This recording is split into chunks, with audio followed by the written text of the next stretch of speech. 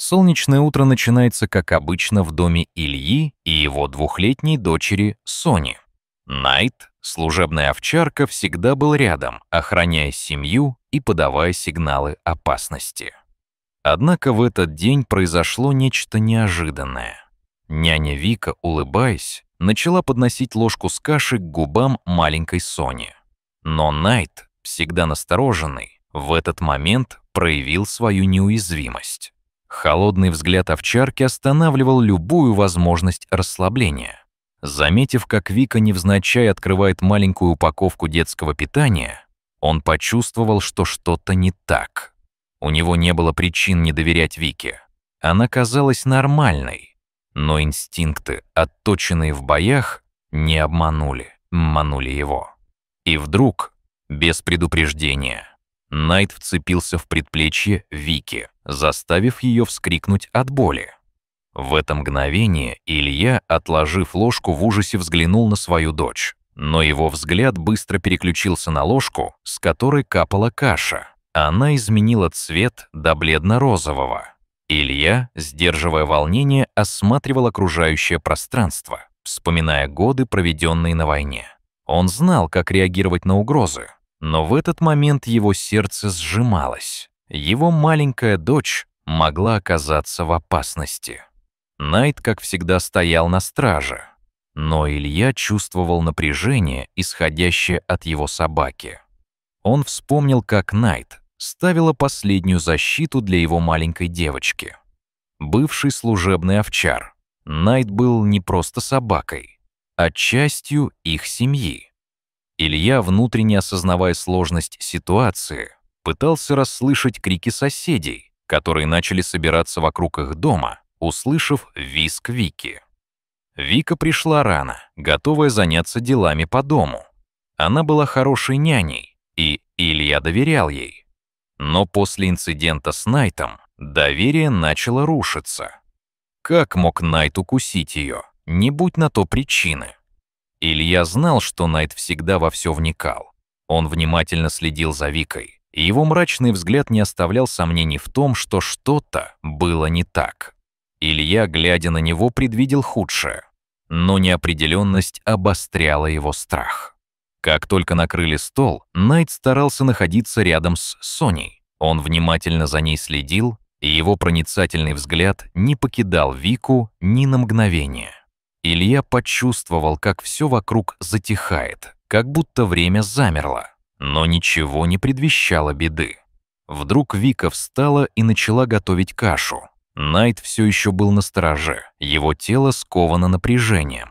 Илья, чувствуя, как сердце сильно стучит, особо не обращал на это внимания, отмахиваясь от своих инстинктов, убеждая себя, что все будет хорошо. Неожиданно Найт ринулся вперед, и все зашумело. Вика вскрикнула, ее руки держались за рану на предплечье. Сонина испуганная реакция зазвучала в воздухе, и страх пронзил Илью. Он был чем-то охвачен. В это мгновение Илья взглянул на ложку, где предательски отмечалась бледно-розовая полоса. Это не была обычная каша. Какая-то неизвестная субстанция была добавлена в еду. Но почему? Кто мог это сделать? Исследуя ситуацию, Илья пришел к выводу, что Найт не напал бы просто так. Его инстинктами можно было доверять, и значит, с Викой что-то не так. Он вскакивает, звонит соседям, которые, как услышав крики, спешат на помощь. Вскоре полицейские и медики появились на пороге. Илья рвется сразу к Вике, но старается сохранять спокойствие. Он собирает улики, выхватывая ложку и незнакомую кашу, пытаясь найти объяснение происходящему. Ему нужно разобраться в этой загадке. К этому времени соседям стала интересна ситуация, и они не могли усидеть на месте. Илья обращается к токсикологу Светлане, с которой работал в армии. Он понимает, что только она может помочь ему разобраться в этой ситуации, где скрываются опасные тайны.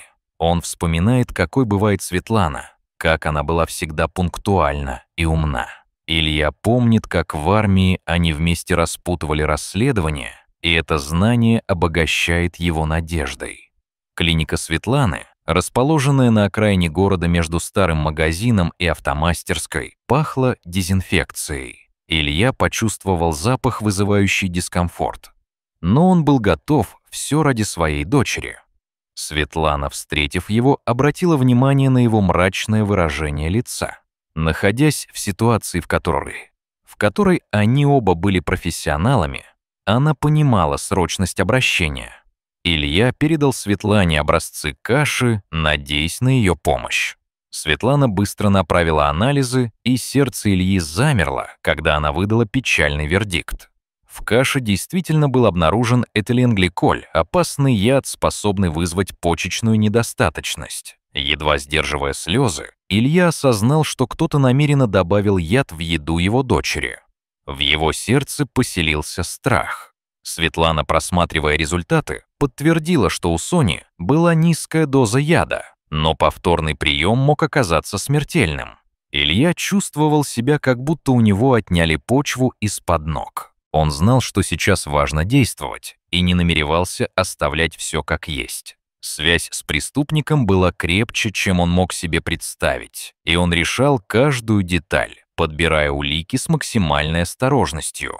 Илья, глядя на видеозапись с камер наблюдения, был потрясен. Его предположения подтвердились. Он заметил, как Вика добавляет что-то в кашу. Ее действия были точно продуманы. Найт, как всегда, проявил бдительность, предотвратив зловещее преступление. Сделав скриншоты записи, Илья готовился обратиться в полицию.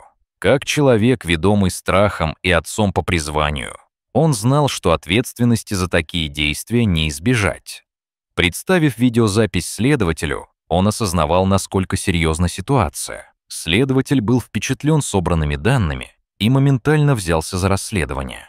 Обсуждали важность переквалификации укуса Найта, и Илья остался удивленным, как скоро следствие начало разворачиваться на его глазах. Несмотря на страх и ужас, собравшиеся мысли не давали покоя. Илья понимал, что необходимо взять точный анализ для Сони. Вызывая такси, он спешит в клинику. Должен пройти обследование, и никто не может его заменить. Доктор, посмотрев анализы, подтвердил наличие воздействия ядовитого токсина. Уровень не был критичен, но одним оставить такое на произвол судьбы было нельзя. Все понимали, что это могло закончиться хуже. На следующий день Илья, просматривая вещи Вики, наткнулся на ее блокнот и стал листать. В один миг он увидел вырезку из газеты о девушке по имени Марина, осужденной за жестокое обращение с детьми. Все моменты, которые он видел, совпали с этим именем. Она сбежала из больницы под фальшивыми документами, и именно эта идентичность вновь возникла перед ним. Словно в фильме ужасов, Марина решает вернуться в дом, но Найт был готов ее остановить. Он ринулся вперед, не давая шанса. Полиция, находясь на шаг позади, тут же бросилась к ней в помощь. Никакие ее оправдания не смогли спасти ее от правосудия. Суд подтвердил обвинение, и Марина получила 25 лет без возможности досрочного освобождения. Илья в конце концов мог вздохнуть с облегчением. Его дочь, как и его собака, были в безопасности. Проведенные расследования и важные события не оставили следа. Найт получил признание как герой за спасение ребенка. Илья и Соня снова начали наслаждаться жизнью, но навсегда осталась рана от недоверия к другим. Теперь Найт был не только защитником, но и лучшим другом для его семьи. Илья и Соня воспоминаниями о пережитом строили новую жизнь, зная, что Найт никогда их не подведет. Спустя несколько месяцев после ареста Марины жизнь Ильи и Сони начала налаживаться. Ранние утренние часы, когда Найт в очередной раз охранял свое малое сокровище, обретали радостный оттенок. Илья заметил, как его дочь начала уверенно исследовать мир вокруг, познавая его с каждым шагом. Отец радовался тому, что произошедшие темные события не сломило дух. На улице весна распускалась в полном цвету, как и отношения внутри их семьи. Илья часто водил Соню в ближайший парк. Каждый раз, когда они выходили, Найт, уверенно шагая рядом, казался стражем, готовым прийти на помощь в любой момент. Поднимая яркий мяч, Илья бросал его Соне, и она весело смеялась, когда Найт поднимал его и возвращал. Эти простые моменты радости были для них обоих словно глоток свежего воздуха после бурного шторма. Прошлые события все еще причиняли Илье десятки вопросов. Как могла эта женщина, изначально казавшаяся доброй и заботливой, превратиться в угрозу? Он часто думал о ее мотивации и о том, что могло заставить ее совершить такие ужасные действия. Потеряв надежду, она превратилась в темный персонаж, который лишь ждал своего момента, чтобы нанести удар. Чтобы справиться с этими мыслями, Илья записывал свои чувства и размышления в журнал. Он знал, что не может позволить этой тени вернуться в их жизнь. Он хотел, чтобы не только он, но и Соня понимали всю сложность и непредсказуемость человеческой природы. Глубокие размышления помогли ему стать более внимательным к своей дочери. С течением времени Илья, Соня и Найт начали чаще проводить время вместе, и это укрепляло их связь. Найт, ставя перед собой задачи быть всегда на страже, стал символом преданности и дружбы для маленькой Сони. Поддержка друга оказывала глубокое влияние на их жизни. Таким образом, каждая прогулка, каждое спокойное утро и каждый вечер, заполненный звуками дружбы, становились важными мозаичными моментами в их новом будущем. Илья понял, что именно поэтому ему нужно жить в настоящем и ценить каждое мгновение счастья. Илья смотрел на свою дочь и Найта, сидящего рядом. Он видел, как просто можно быть счастливыми, если это счастье идет изнутри, независимо от происходящего. Постепенно элементы внутреннего уверенности начали всплывать на поверхность. Он знал, путь, который еще предстоит пройти, не будет легким, но они были готовы к этому. Сонина улыбка и преданность Найта напоминали ему, что он не один в этом путешествии.